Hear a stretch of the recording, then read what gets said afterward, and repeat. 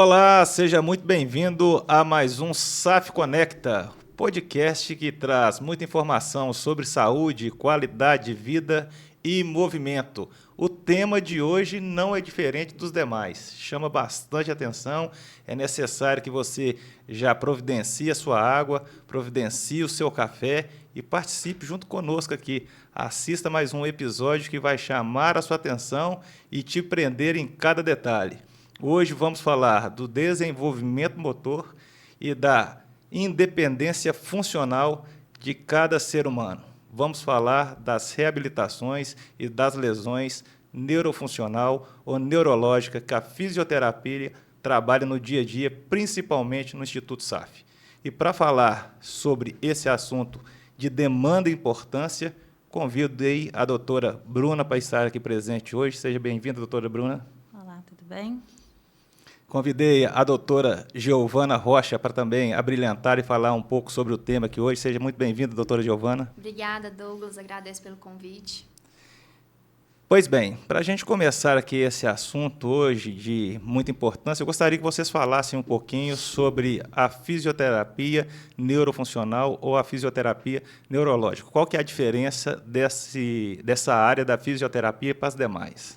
Bom, a fisioterapia neurofuncional, ela é focada principalmente no cuidado de pessoas que sofreram alguma alteração do sistema nervoso, seja no cérebro, na medula, nos nervos periféricos.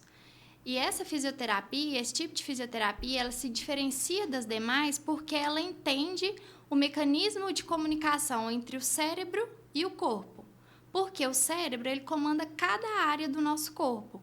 Por exemplo, eu tenho que saber se o meu paciente ele teve uma lesão cerebelar, ele pode ter um grande comprometimento de equilíbrio. Eu tenho que saber se o meu paciente teve um AVC da artéria cerebral média, ele tem uma grande chance de ter um comprometimento de membro superior.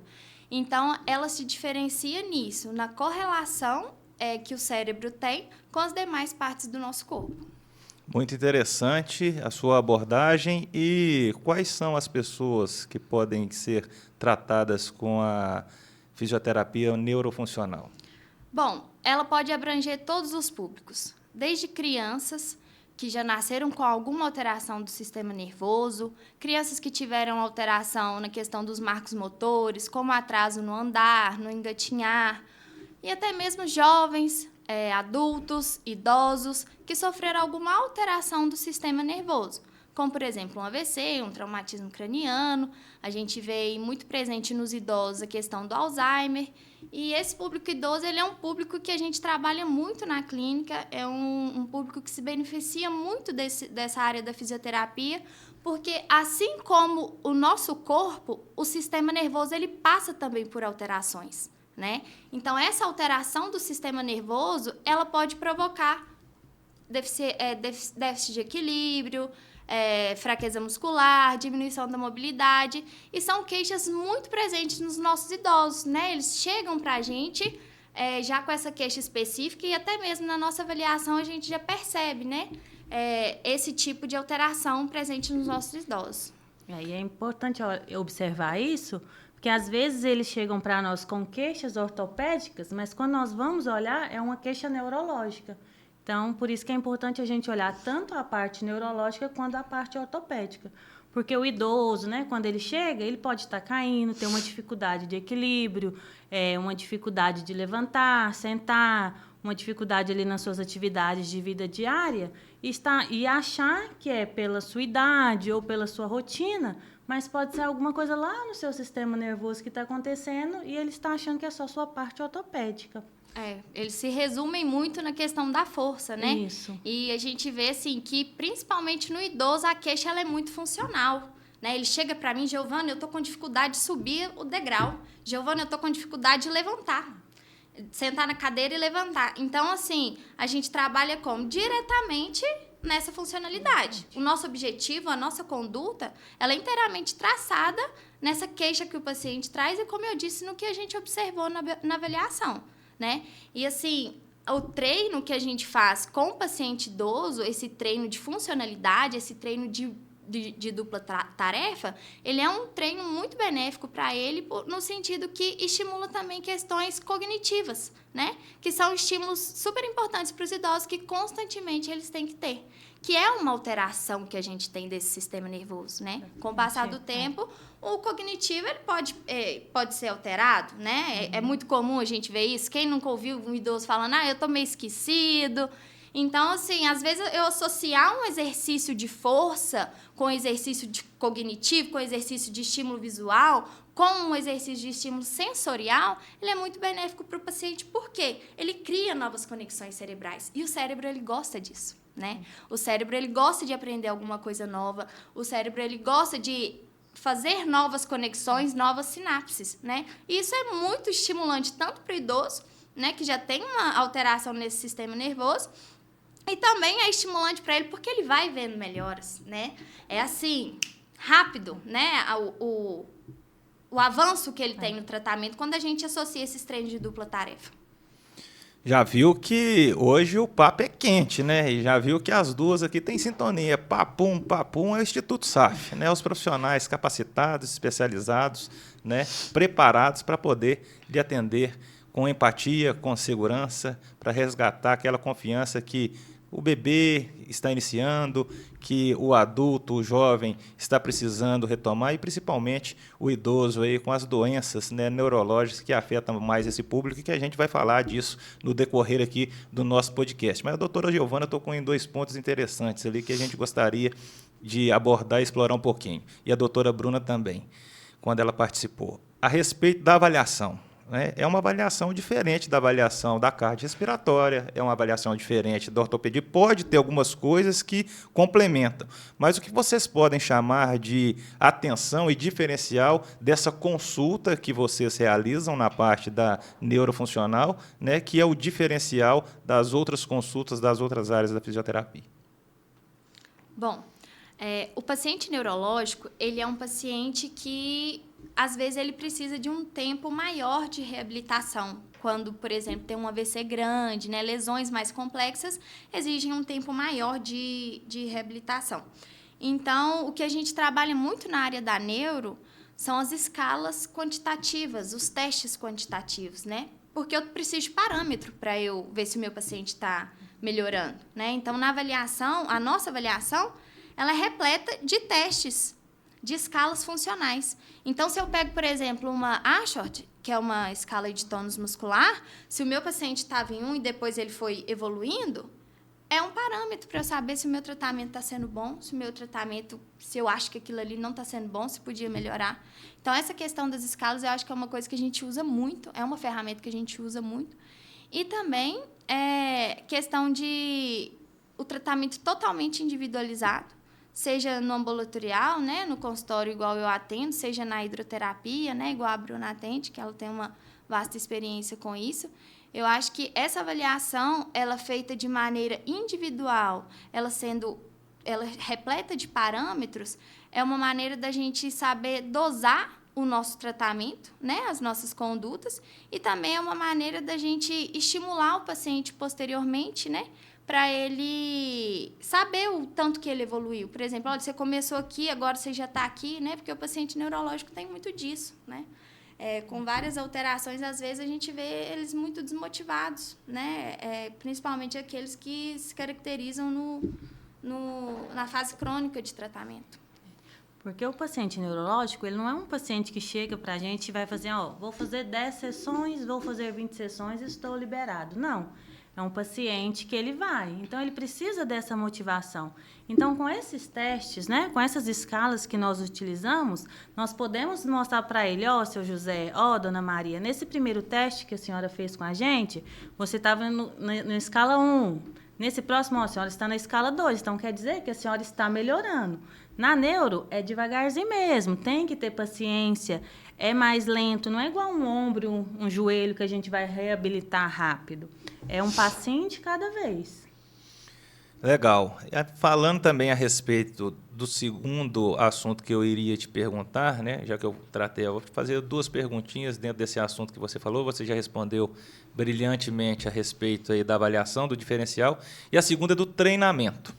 E quando você diz treinamento, me veio até um fato curioso que aconteceu esses dias, né? É uma gravação no programa do Domingão do Luciano Huck, o Carlinhos de Jesus, né? Artista, coreógrafo, professor, né? Dançarino, uma pessoa assim extremamente bem conceituada e respeitada no que faz e no Brasil quando opina. Eu confesso que eu fiquei até muito emocionado, muito feliz quando ele deu uma declaração a respeito da fisioterapia, onde ele está passando por um processo de reabilitação, né, ortopédica e neuro, através brilhantemente do fisioterapeuta que está conduzindo. A gente pôde observar ele dançando, o fisioterapeuta fazendo com ele movimentos de dança, que é o que ele gostaria de voltar a fazer, né, além de caminhar, as coisas simples, e mostrou as imagens, o fisioterapeuta dele fazendo esse movimento de treinamento. Então, pode-se dizer que o tratamento da neuro é muito isso mesmo, as repetições, o treinamento do dia a dia, desses exercícios, de quem quer resgatar alguma atividade física? Sim. Como você disse, né, a gente viu vários vídeos dele dançando, né, e foi uma conduta terapêutica. Por quê? A queixa dele, como o meio que ele está inserido, né, que ele trabalha, com certeza uma das queixas dele era que ele não estava conseguindo desempenhar o papel que ele desempenhava no seu trabalho, né? Então, é a mesma situação quando eu falo de uma pessoa que chega para mim com a dificuldade de andar, com a dificuldade de levantar de uma cadeira. É o treino funcional, o treino orientado à tarefa. Então, antes daquilo ali, dele aparecer dançando, né? Ele fez, com certeza, exercícios de mobilidade, exercício de fortalecimento muscular, né? Para essa questão do quadril, que foi até uma abordagem que ele teve ele teve, né, um probleminha ortopédico antes também. Uma bursite trocantérica. Isso, uma bursite trocantérica. Então, assim, antes dele chegar nesse alvo, que era o andar, ele passou por degraus, né? Ele fez os exercícios de mobilidade, flexibilidade, fortalecimento, né? Tudo para chegar no alvo dele, que era o objetivo de dançar. É isso que eu falo do treino orientado à tarefa. Exatamente o que você falou. Importante demais, inclusive, você aí pode acompanhar um trechinho aí, né? O Cofito que publicou aí na sua página no Instagram, a entrevista do Carlinhos de Jesus falando com o Luciano Huck a respeito da fisioterapia, o quanto ela contribuiu para que ele pudesse estar retomando, né, as suas atividades e melhorando a sua qualidade de vida. Acompanhe um pouquinho com a gente aí. Qualquer um pode, desde que tenha foco, se dedique. Fisioterapia é tudo na vida da gente. A medicina foi importante, a fé, mas a fisioterapia foi fundamental também para que eu pudesse manter-me de pé. E foi duro para todo mundo. A gente normalizou isso ao longo desses meses todos da dança, mas era duro toda vez que a gente chegava nesse palco, a gente via o Carlinhos entrando com a cadeira de rodas dele. E o Carlinhos falou, olha, eu vou voltar a andar. E não é que foi um esforço pequeno. Esse cara, bicho, dedicou, quando ele não estava aqui, ele estava na fisioterapia. E foi uma concentração, um foco, a prova de que quando a mente está boa, o corpo reage. Então, senhoras e senhores, o que vai acontecer nesse palco agora, a gente rezou muito para acontecer. Senhoras e senhores, meu amado amigo Carlinhos de Jesus.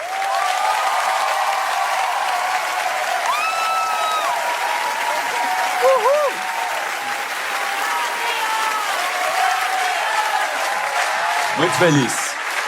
De pé. Solta uma salsa em cima, ó. Ó. Ó.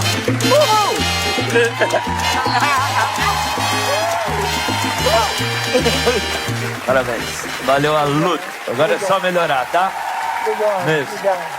Obrigado. Luciano, eu só queria dizer uma coisa muito importante. Qualquer um pode, desde que tenha foco, se dedique, que procure, né, dentro da sua rotina diária, estabelecer um horário, maneiras e formas de seguir um tratamento. Fisioterapia é tudo na vida da gente. A medicina foi importante com medicamentos, a fé, e eu quero aproveitar e agradecer os milhões de mensagens que recebi de solidariedade à minha situação. Mas a fisioterapia foi fundamental também para que eu pudesse manter-me de pé. E cá está Carlinhos de Jesus, de pé no Domingão. Obrigado. Obrigado, meu irmão. Obrigado, meu. Senta aqui, cuidado. Devagarzinho. Pois bem, já que você agora acabou de acompanhar o que disse o Carlinhos de Jesus a respeito da fisioterapia, da sua reabilitação, vamos agora um bate-papo com a doutora Bruna, porque a doutora Bruna, lá no Instituto SAF, ela é responsável por acolher o seu bebê, a sua criança, né? Voltando a lembrar que o tratamento neurofuncional ele começa ali com o bebê, a criança, o jovem, o adulto e o idoso. Então, as criancinhas, e hoje ela vai falar a respeito disso, né? Está acontecendo muitos casos, torcicolo congênito, ela vai explicar, falar um pouco a respeito disso, vai falar um pouco das dificuldades, né, que algumas doenças trazem nesse processo de reabilitação. Então, gostaria que você abordasse, doutora Bruna, primeiramente falando de como que é essa sua avaliação, né, com as crianças, o que tem que se observar nesse primeiro momento, né, a individualidade de cada patologia. Eu gostaria que você abordasse um pouquinho sobre o seu dia a dia na neurofuncional com as crianças no Instituto SAF. Toda criança, todo bebê que chega para a gente, ele chega a partir de uma observação dos pais. O pai ou a mãe observa que aquela criança está com alguma dificuldade, com algum atraso, geralmente indicado pelo médico ou pela mãe, pela uma cuidadora que fica mais tempo ali com aquela criança. Geralmente, igual você falou, chega com torcicolo congênito, ou com a cabecinha virada para um lado, ou a criança não consegue ficar de barriguinha para baixo, que a gente chama de prono. E como que eu vou observar, e como que eu vou fazer essa avaliação e diagnosticar esse atraso na criança? Porque você pode virar e falar assim, Bruna, como que eu vou saber, sendo que eu não sou uma expert nesse assunto? O pai e a mãe precisam observar a sua criança. Dentro do neurodesenvolvimento infantil, existem marcos que nós precisamos acompanhar. O olhar da criança, a forma que a criança fica de barriguinha para baixo, o sentar, o engatinhar, o levantar, tudo isso nós vamos acompanhando mês a mês. Mas o importante, gente, observar e guardar, a grosso modo, é de 0 a 3 meses, a sua criança, o seu bebê, ele precisa levantar a cabecinha e olhar para os lados. Se a sua criança de 0 a 3 meses não faz isso, já liga um sinal de alerta, que é importante procurar uma orientação. De 0 a 3 meses. De 3 meses a 8 meses, o que eu vou observar? Se essa criança já está ficando sentada. Por quê? Nós sabemos que a partir dos 6 meses, essa criança ela começa a se alimentar. Como que eu vou colocar essa criança para se alimentar se ela não senta sozinho ou se ela não vira de lado? Outro sinal de alerta. Então, se a minha criança lá atrás não ficou com a cabecinha paradinha, se ela não ficou sentada, se ela não se mexe de um lado para o outro, sinal de alerta, procurar ajuda. Passou essas observações. De até 10 meses, a minha criança não rola. Coloquei ela lá, ela fica paradinha, não se move para lado nenhum. Coloquei ela de barriguinha para cima, ela não vira. Coloquei ela de barriga para baixo, ela não rola. Outro sinal de alerta. Por quê? Até os 10 meses, a nossa criança precisa estar engatinhando. Porque todos esses processos fazem parte para o andar da criança, que vai acontecer até os 18 meses. Então, do 15º mês ao 18º, essa criança precisa estar andando. Então, se ela não andou do 15º ao 18º mês, outro sinal de alerta, que é onde a gente vai investigar o que está acontecendo. Então, dentro desses marcos que os pais devem observar, é aonde a gente vai trabalhar para ver, né, quais que são essas alterações e o que precisa ser trabalhado. Muito importante o que você disse, você trouxe muito bem esclarecido e com detalhes, de 0 a 3 meses, depois de 3 meses a 8 meses. É importante que os pais tenham essa consciência, né, como diz a doutora Bruna aqui, de observar o seu bebê, a sua bebê, né, as reações, o que está acontecendo. E se tiver alguma dúvida que, porventura, a doutora Bruna não conseguiu esclarecer aqui, ou que ela falou rapidamente, né, você pode estar ligando para a doutora Bruna, lá no Instituto SAF, através das nossas plataformas digitais. Vocês podem estar pedindo para conversar com a doutora Bruna, sempre muito atenciosa, sempre muito responsável, né? Feedback rapidamente. Então, assim, pode pedir às nossas recepcionistas, às nossas secretárias, para estar passando o telefone pessoal dela, ou até mesmo deixar sua mensagem no nosso Instagram, para que ela possa responder e tirar sua dúvida. Ó, doutora Bruna, estou percebendo que a minha criança está acontecendo isso e não está se rolando direitinho, não está sentando direitinho. Eu observei que você falou no podcast que teria um tempo, ela vai te orientar. Não, se for uma coisa que precisa de uma abordagem mais personalizada, mais pessoal, ela vai estar marcando para que você possa levar sua bebê lá no nosso instituto, os consultórios reservados, onde você vai ter a privacidade, estar conversando pessoalmente com ela e ela vai estar esclarecendo e tirando todas as suas dúvidas. Então, assim, é importante que vocês se atentem, né, para o seu bebê, porque no início, né, doutora Bruna, é mais fácil de corrigir alguma alteração e a resposta da criança ela também é mais rápida, né?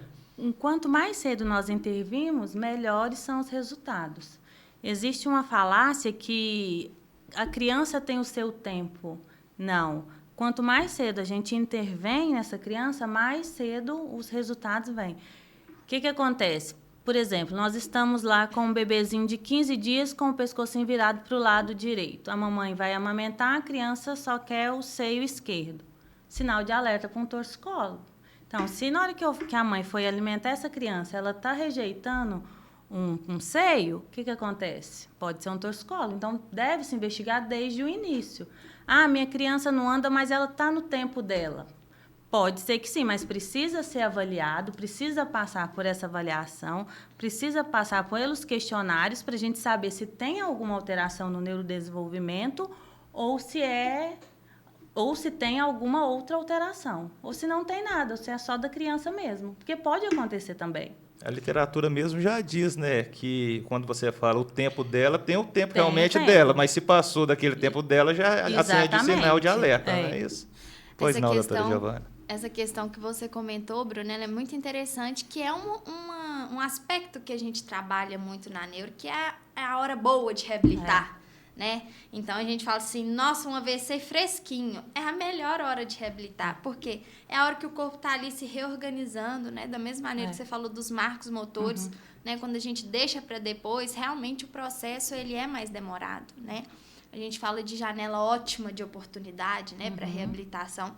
E no caso da neuro, é sempre quando esse paciente acabou de passar por determinada condição neurológica, seja um atraso no desenvolvimento motor, seja, por exemplo, num pós-AVC, né, que a gente fala assim, teve AVC, procure, né, já o serviço de fisioterapia, a gente trabalha assim, em equipe multidisciplinar, né, a gente também precisa de outros profissionais, mas entra a fase aguda, né, da reabilitação, que é onde o corpo do paciente ele está ali passando por adaptações pós-lesão. Está acontecendo ali as sinapses, né, as novas sinapses no cérebro, para tentar solucionar a alteração do sistema nervoso que ele passou, né? Então, a gente vê essa fase aguda como uma fase muito importante no processo da reabilitação e também muito importante para o processo da adaptação do paciente e da família, mediante essa lesão, essa alteração. Porque é o início de tudo. E o paciente, os familiares, eles precisam de um acolhimento, né? Eles precisam de esclarecer informações.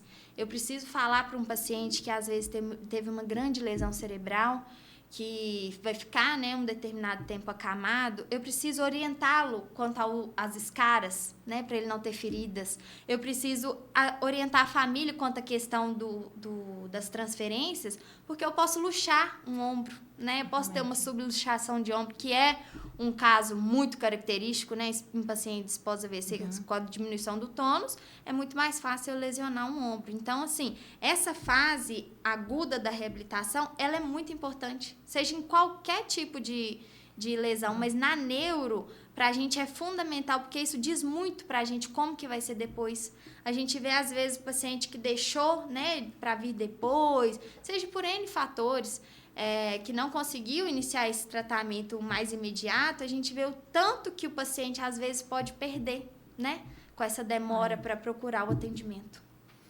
É importante isso que a doutora Giovana abordou, que a doutora Bruna trouxe, e eu vou fazer uma observação para vocês que são pais, né, para vocês que são mães, para vocês que, de alguma maneira, é responsável por alguma criança. A criança, o bebê, ela não tem a mesma vivência que você tem de procurar o tratamento.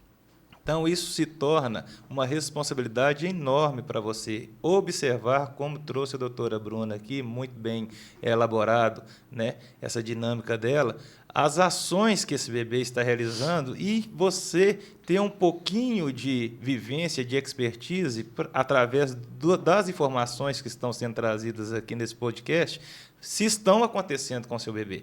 E não espere, né, não fique prorrogando uma situação que, às vezes, ela pode ser reversível rapidamente.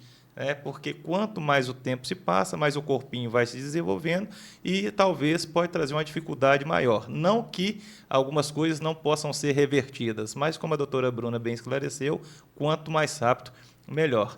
E ela vai ficar à vontade para destacar mais um pouco sobre esse assunto através das minhas falas. Se eu tiver falado alguma besteira, fica à vontade para me corrigir. E aproveitando o gatilho também, eu gostaria que você falasse um pouquinho da alegria desse tratamento. É mais exercício, é mais brincadeira, tem brinquedos, não é uma coisa mais séria, igual na parte da ortopedia ou do neuro na fase adulta, do idoso. Como que é essa questão dos atendimentos, né, do neurofuncional na parte infantil? Então, Douglas, nós usamos o brinquedo como recurso terapêutico. Eu já até tinha falado da última vez que eu vim, né, na hidroterapia. O brinquedo, ele é a nossa ferramenta de trabalho. Nós usamos ele como a parte lúdica. O brinquedo, ele é o nosso objeto de trabalho junto com a criança.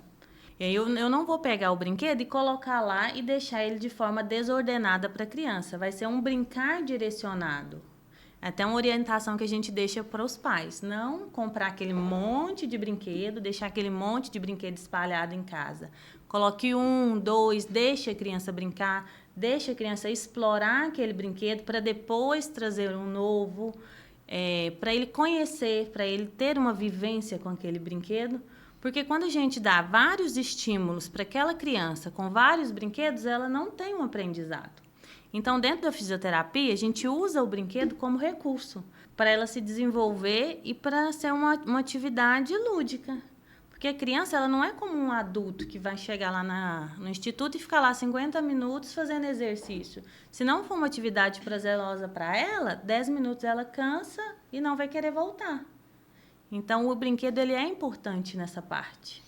Nós sabemos que os dias a dia dos papais, das mamães, aí são muito corridos, né? O seu, por exemplo, né? A doutora Giovana ainda não é mamãe, mas em breve, quem sabe, vai entrar para o nosso time, né? Nós saímos cedo, chegamos tarde, mas é fundamental a participação do papai e da mamãe nesse processo de reabilitação. Não que, se a criança não tenha que passar por um processo de reabilitação, não que não seja importante a presença dele, mas as repetições, as orientações, os exercícios são fundamentais. Isso. Né? E o importante falar também é não deixar a criança em muito tempo de tela. Evitar o máximo possível que a sua criança, principalmente nos 3 primeiros anos, fique na frente de uma televisão, na frente de um computador, na frente de um tablet. Porque nós sabemos que isso faz mal para as nossas crianças. E tem estudos que mostram que as crianças aumentam o grau de agressividade, aumenta a irritabilidade, tudo por ficar vários períodos de tempo na frente de uma tela. Antigamente, né, eu sou o mais velho aqui da turma hoje aqui, então posso falar com propriedade, mas eu creio que vocês também participaram dessa infância gostosa de brincar na rua, de grama, areia, terra, né? E a gente também assistia televisão, né? Tinha um pouquinho de tempo, mas um pouquinho mais velho, a gente assistia a televisão, não tão precocemente, igualzinho as crianças hoje já têm esse encontro com a tela, mas os nossos desenhos animados, eles eram menos barulhentos, né? Menos coloridos, e essa questão também dessa luminosidade, desse brilho, né? Isso também pode influenciar, não pode, doutora Bruna? Pode.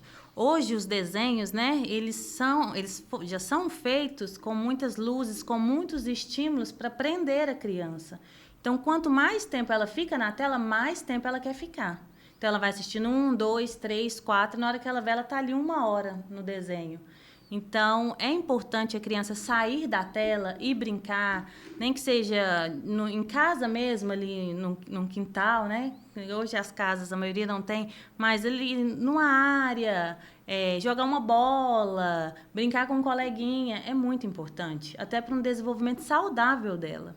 Para ela conseguir também explorar, né, o que é pedido durante os atendimentos de fisioterapia. Às vezes, aquele movimento, vendo outra criancinha replicar, ela consegue Sim. também estar replicando. Por isso que é muito interessante também, né, Bruna, a questão do estímulo, né, das crianças com a prática esportiva. Isso. Né? Igual a gente tem, assim, vários estudos mostrando tanto que, por exemplo, uma natação ela é benéfica para bebês.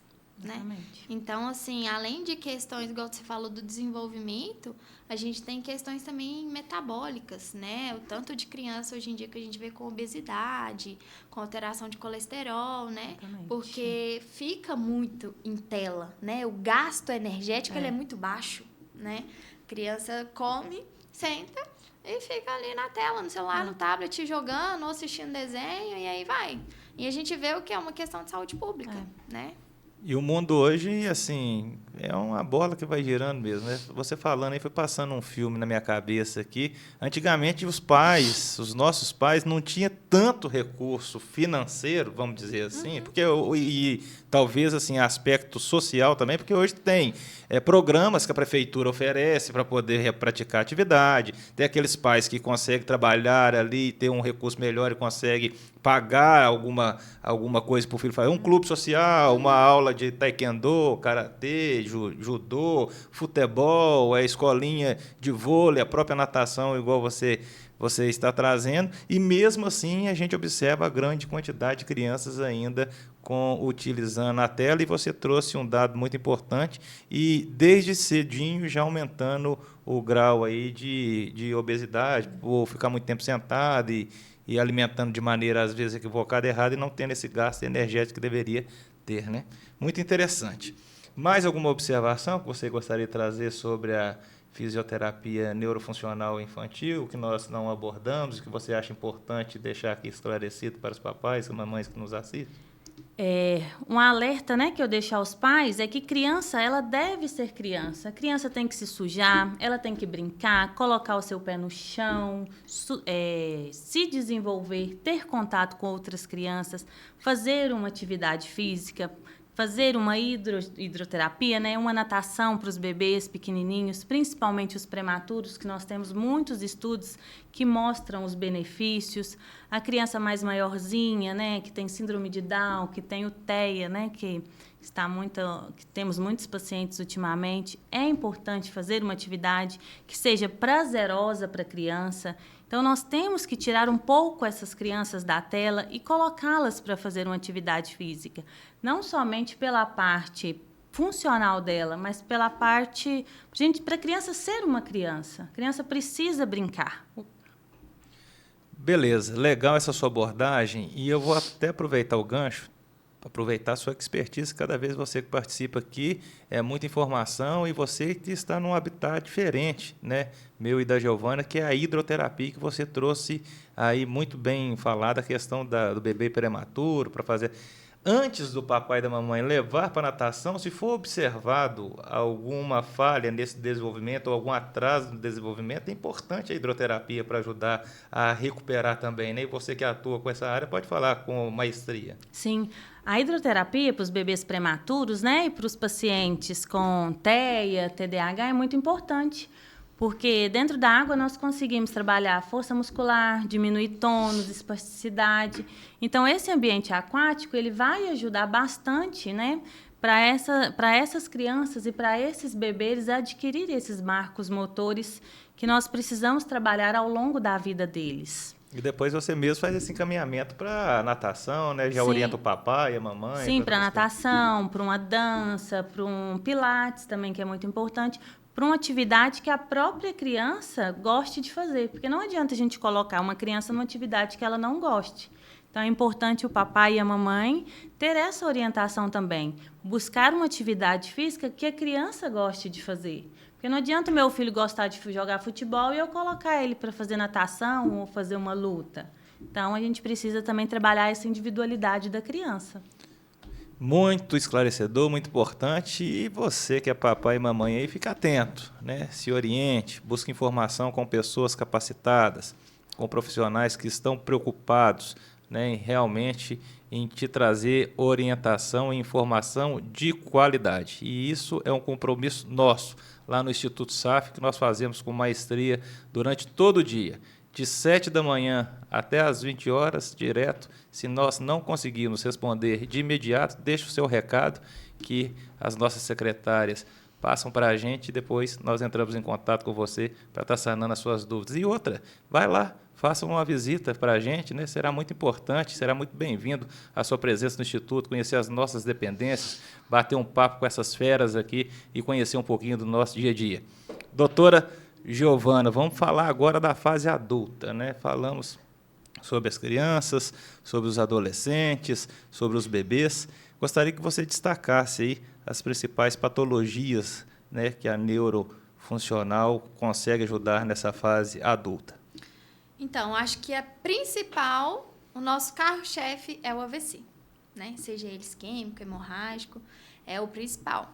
Mas nós temos outros também, como traumatismo crânioencefálico, lesão medular, doença de Parkinson, o Alzheimer, né? Que muitas pessoas não imaginam que seja uma patologia abordada pela fisioterapia neurofuncional, mas é uma doença neurodegenerativa, né? Há uma alteração significativa no sistema nervoso dessa pessoa idosa.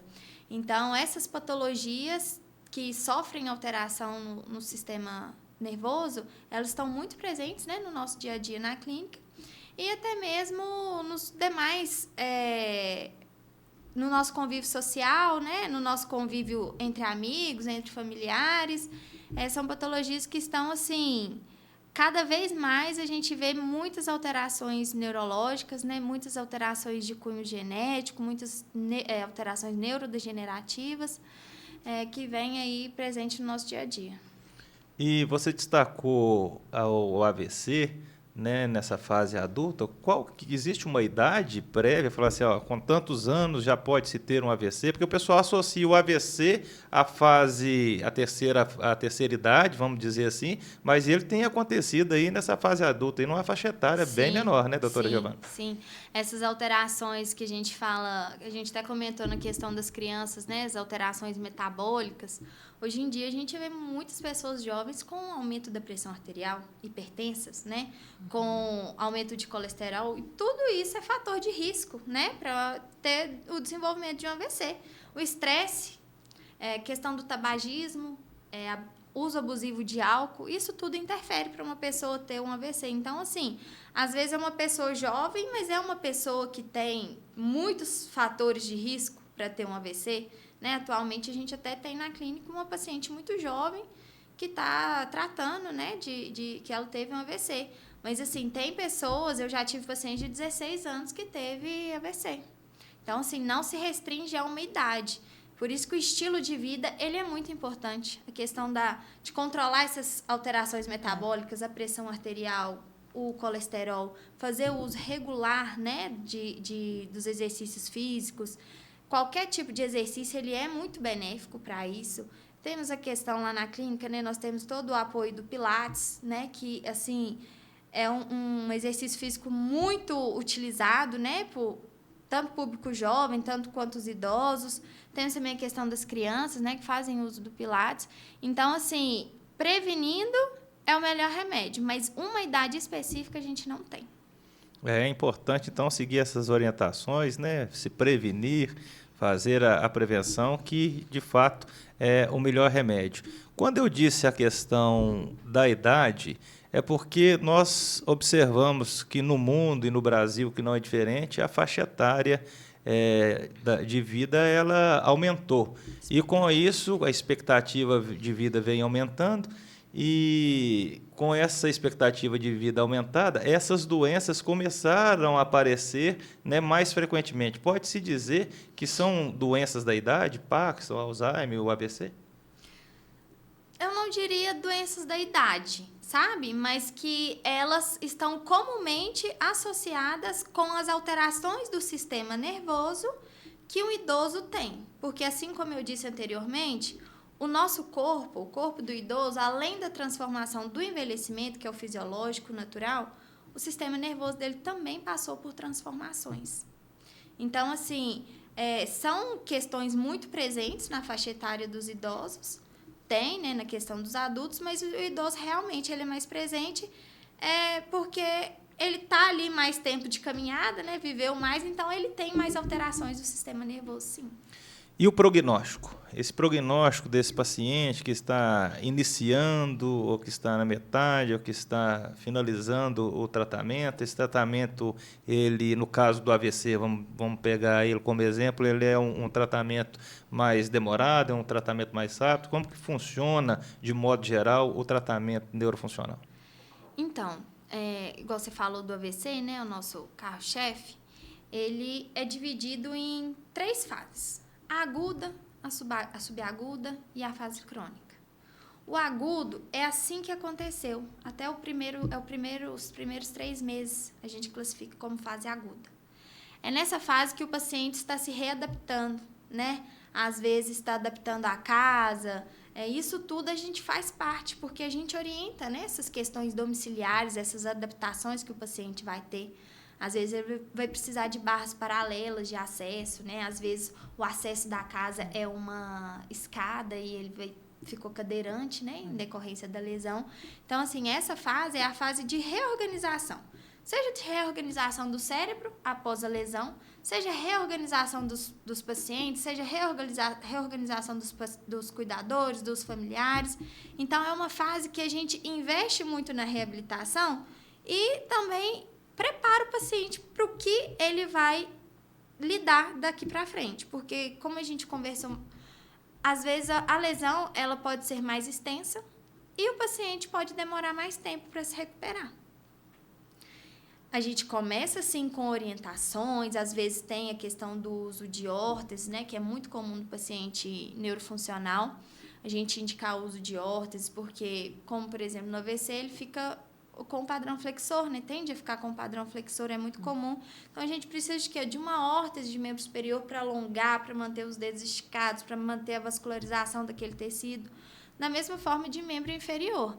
Então, assim, é uma fase de organizar a casa, organizar o paciente e preparar ele para o que a gente vai ter dali para frente.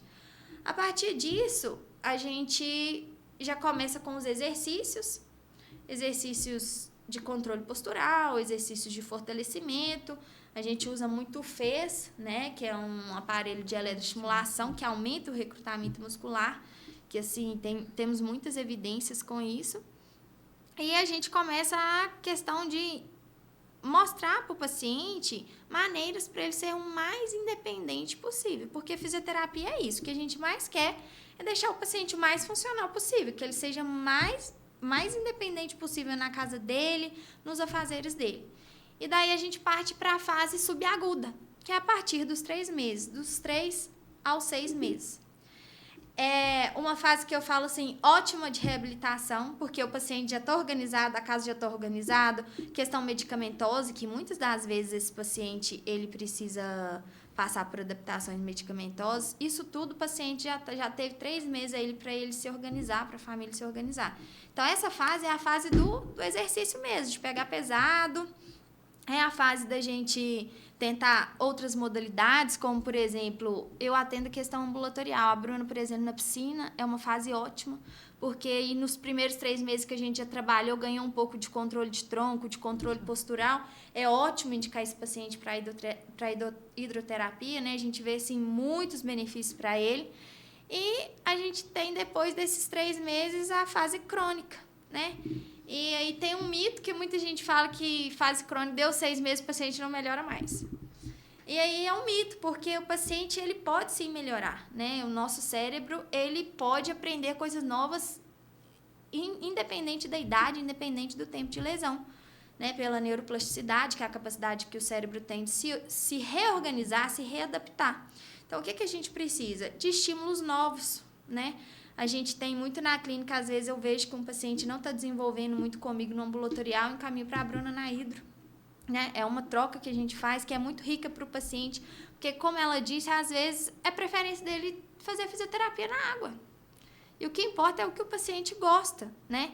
Então, nessa fase, eu costumo falar que a fase crônica é uma fase rica, Porque, por exemplo, às vezes com 6 meses o paciente ele já está voltando para as atividades diárias dele e ele vem para mim com as queixas. Por exemplo, Giovana, eu voltei a trabalhar, mas eu estou com dificuldade de subir o degrau do meu serviço. Eu não estou conseguindo. Então, o que eu vou fazer? Treino orientado à tarefa de subir degrau. Giovana, eu estou com dificuldade, estou achando que meu pé está arrastando. O que a gente vai fazer? Treino de dorsiflexores, de tríplice flexão. Posso olhar a indicação de uma órtese para membros inferiores. E muitas das vezes, né, em lesões menores, como no caso, se falando do AVC, né, esse paciente ele tem que ter um tratamento continuado. Né? Às vezes ele sai ali da fisioterapia ou ele diminui a quantidade de vezes e ele vai ali se integrando novamente no seu meio social. Ele vai voltando aos poucos para o trabalho, ele vai voltando aos poucos para o convívio social com os familiares, com os amigos. E é a hora também dele tentar, às vezes, uma nova abordagem. Por exemplo, diminuir um dia da fisioterapia, às vezes faz todos os dias, diminuir 2 dias, passa para um pilates. Ou, às vezes, ele passa para um treino lá no prof, né? Na nossa parte mais de treinamento funcional. Então, assim, o nosso principal objetivo é colocar ele, reinserir ele novamente nas atividades dele do dia a dia. Então, as fases do AVC, as fases de toda lesão neurológica, ela é muito importante porque a partir delas, né? Como a Bruna disse, a questão dos marcos motores. A partir delas, a gente vai vivendo uma de cada vez e a gente vai sabendo o que esperar, né? Do paciente e da lesão que ele se encontra em si. E esse paciente que sofre com o Parkinson, está iniciando com o Parkinson, que também é uma doença que está aparecendo mais vezes agora no dia a dia das pessoas, qual que é a mensagem, qual que é a orientação que você traz, qual que é a forma de tratamento que você aborda? Eu gostaria que você destacasse um pouquinho a respeito dessa patologia também, que chama a atenção dos nossos telespectadores. Bom, é uma patologia também muito comum no nosso dia a dia. Ela é uma... Diferente do AVC, que é uma lesão do sistema nervoso, a doença de Parkinson ela já é uma doença neurodegenerativa. O que é uma doença neurodegenerativa? É uma doença que acarreta a degeneração dos neurônios, que é a principal célula de transmissão do nosso sistema nervoso. Então, essa alteração nesse neurônio, né, muitas das vezes essa morte neuronal, ela vai desencadear, por exemplo, perda de movimento. Ela vai, igual no caso do paciente com Parkinson, ela vai desencadear um tremor, ela vai desencadear uma rigidez. Então, assim, percebeu sintomas, algum indício, pode nos procurar, pode procurar o atendimento lá na clínica, porque mesmo que às vezes não seja, é bom a gente investigar, né? E a gente vai saber indicar esse paciente caso ele precise também de um outro profissional, né? Porque a gente trabalha muito com os profissionais parceiros, os médicos, nutricionistas, TOs, fonoaudiólogos, né? Que são profissionais que estão, assim, lidando ali junto com a gente na linha de frente com esses pacientes. Bacana essas suas informações esclarecedoras e aproveitando o gancho, eu gostaria que você falasse então, né, nós falamos dos bebês, para os papais se ficarem atentos com relação se não está rolando, se está com alguma dificuldade de sentar, de mexer a cabecinha, qual que é a orientação que você passa para esses papais, no caso, aí, tomando conta dos seus papais, né, dos idosos, porque muitos idosos, às vezes, não têm a condição de observar alguma coisa, né? Então, gostaria que você deixasse essa mensagem para os idosos que têm condição de observar e aquele cuidador, aquele responsável, aquele filho que está observando o pai chegando à terceira idade, se tem alguma coisa de diferente, o que ele deve observar e deve chamar a atenção para procurar a fisioterapia neurofuncional. Bom, com o passar do tempo, todo o corpo passa por alterações. No sistema nervoso, não vai ser diferente. Então, todas essas alterações, elas podem desencadear aspectos que visivelmente podem ser observados, como, por exemplo, a dificuldade de andar, o cansaço excessivo, a questão da perda de equilíbrio, da velocidade de reação. Então, assim, aos cuidadores, aos familiares e até mesmo aos idosos, se perceber que está com alguma dessas manifestações, podem procurar o serviço de atendimento fisioterapêutico, porque é super comum, é uma das principais queixas que a gente tem na clínica, é o idoso com dificuldade de andar, né? Que muitas das vezes está relacionada à força, mas às vezes não é só força, né? Tá faltando um treino de potência, tá faltando um treino de equilíbrio, né? E muitas das vezes, nós na clínica, ali com um contato direto com o paciente, né? Porque a gente vê o paciente 2, 3 vezes na semana, a gente observa que o paciente está diferente. Às vezes, dentro da clínica, a gente já faz esse encaminhamento. Fala assim, ô, seu José, eu tô achando que o senhor tá um pouquinho diferente, tá tremendo demais. Você não tá achando, não? Aí, seu José vira para mim e fala assim, nossa, na hora que eu vou levar o garfo na boca, a comida tá caindo. Sintoma clássico de início de Parkinson, né? Então, assim, esse olhar atento a gente tem que ter com os nossos pacientes, com os nossos familiares, com os nossos amigos.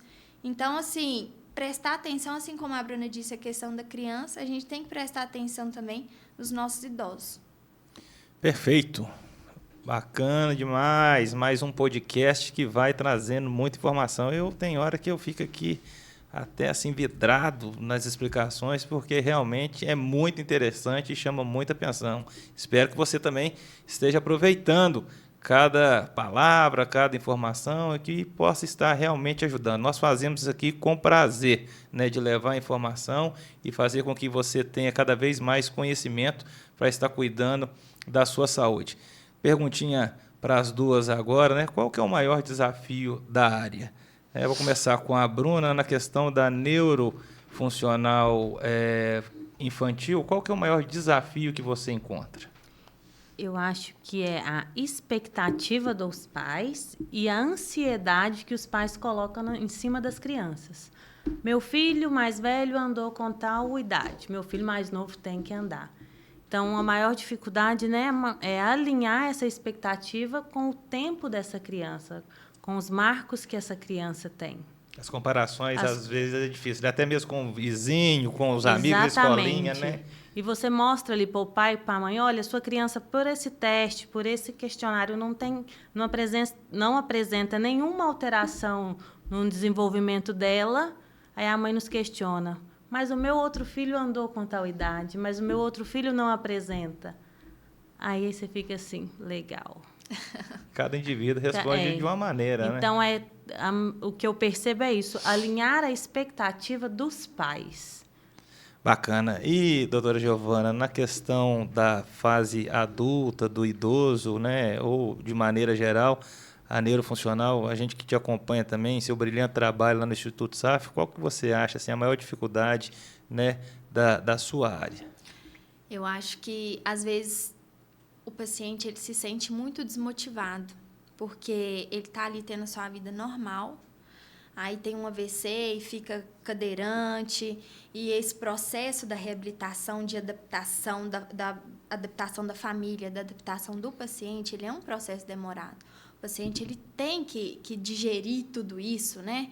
Então, eu acho que essa questão da motivação, da falta de motivação, é uma vertente muito importante que impacta diretamente no nosso trabalho, né? Às vezes também essa falta de apoio, né, de familiares, de cuidadores, é uma questão também que interfere muito, porque o paciente ele já está muito sensibilizado, né? E o paciente, às vezes, deixa de acreditar. Ele pensa, nossa, ontem eu estava andando, hoje eu estou aqui cadeirante. Ele passa a desacreditar no processo da reabilitação, né?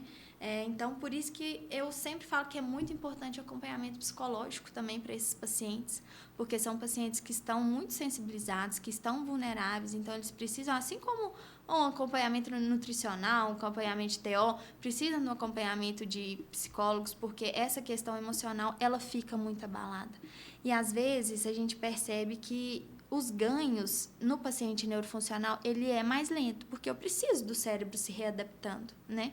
Eu preciso de novas conexões sinápticas, eu preciso de achar a maneira correta, porque cada paciente é cada paciente. Eu preciso achar a maneira correta com que esse paciente ele vai me responder. Então, essa maneira de, às vezes, demorar mais, eu sinto que também deixa o paciente um pouco mais desmotivado. Mas a gente tem que entender também que reabilitação neurofuncional, ela não é só ganhos. Se eu estou mantendo, ele também é um ganho, né?